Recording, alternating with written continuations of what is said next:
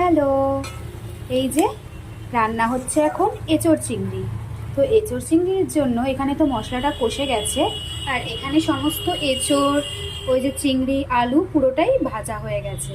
তো এবার এই মশলা কষার মধ্যে এই সমস্ত কিছু দিয়ে দেব। দিয়ে দিলাম,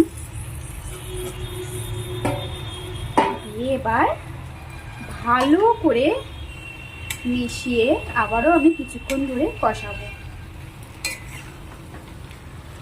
তো কে কে আমার মতো এঁচোড় চিংড়ি খেতে ভালোবাসেন কমেন্ট করে জানাবেন। আমার তো ভীষণ ভালো লাগে এঁচোড় চিংড়ি খেতে,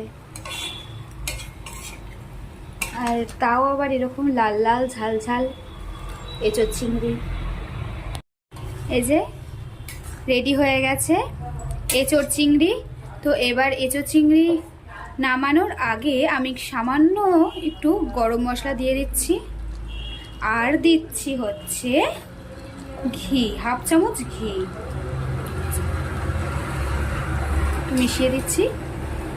এবার আমি গ্যাসটা বন্ধ করে নাড়িয়ে দেবো, একবার নাড়িয়ে গ্যাসটা বন্ধ করে দেবো।